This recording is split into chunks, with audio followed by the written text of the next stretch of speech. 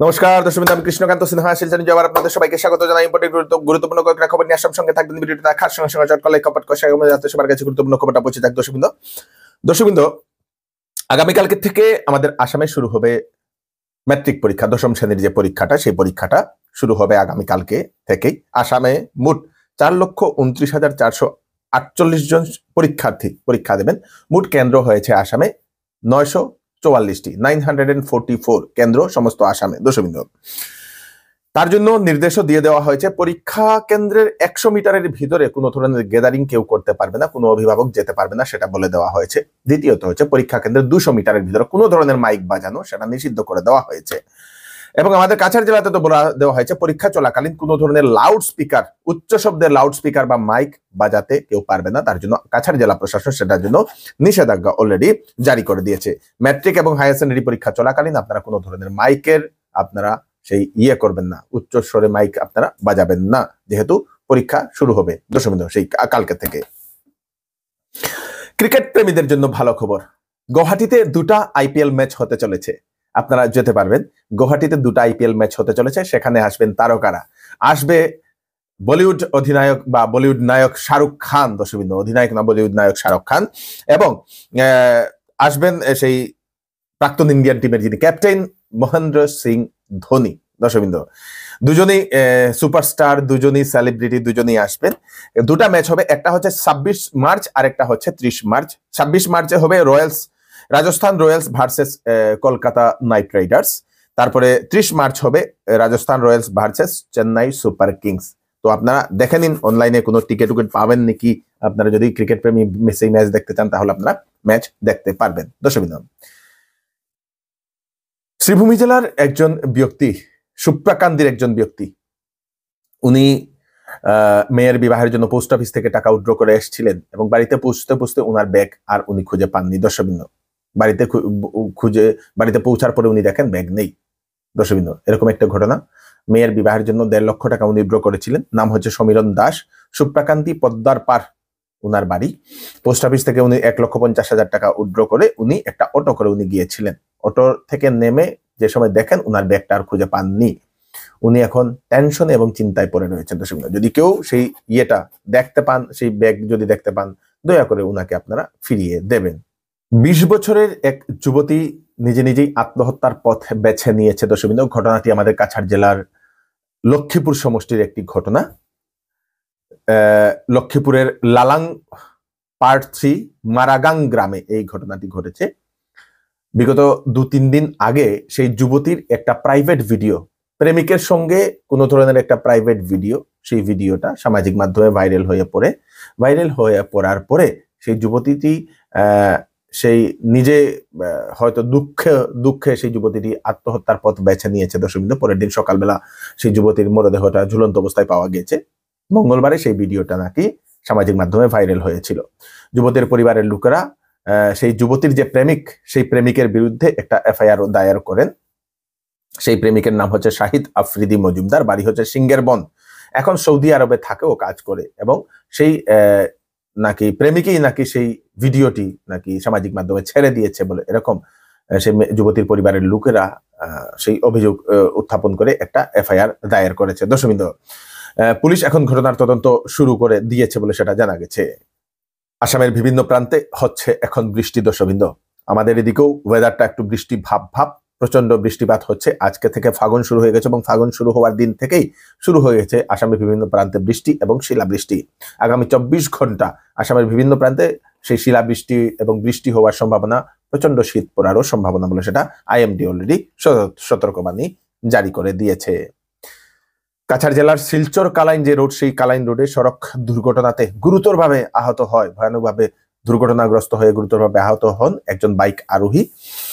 একটি ওয়াগনারের সঙ্গে বাইক আরোহী সেই মুখামুখি ধাক্কা খায়। দর্শকবৃন্দ, S11D73377 বলে সেটা জানা গেছে। দর্শকবৃন্দ, সেই ধাক্কা খাওয়ার কারণে সেই যুবকের একটি পা সম্পূর্ণ ভেঙে যায় এবং শরীরের বিভিন্ন জায়গাতে আঘাত চুটো পেয়েছে বলে সেটা জানা গেছে। দর্শকবৃন্দ, তারপরে বাঙ্গারপাড় পুলিশকে খবর দেওয়া হয়। বাঙ্গারপাড় পুলিশ ঘটনাস্থলে এসে পৌঁছে সেই যুবককে হাসপাতালে পাঠিয়ে দিয়েছে এবং সেই যুবকটি নাকি সেই শ্বশুর বাড়িতে ঘোরার জন্য এসেছিল এবং সেখানেই ঘটে সেই ঘটনাটি।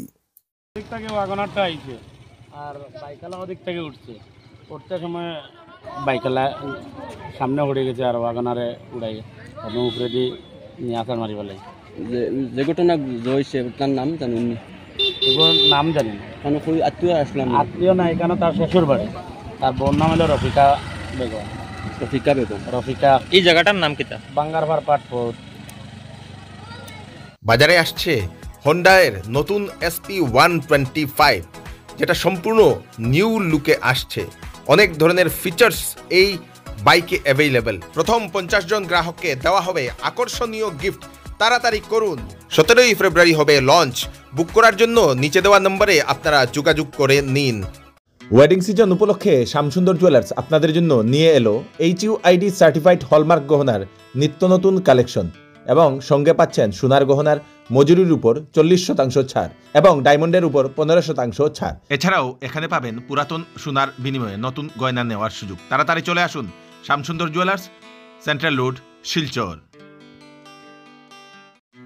Sell sale sale! চৌধুরী টেক্সটাইলে শীতের কাপড় দেওয়া হচ্ছে 60% ডিসকাউন্ট। ব্লেজার সেটে থাকছে 30% ডিসকাউন্ট। বিবাহ ও ফ্যান্সি কাপড়ে থাকছে ফ্ল্যাট 20% ডিসকাউন্ট। সঙ্গে রয়েছে বাম্পার গিফট।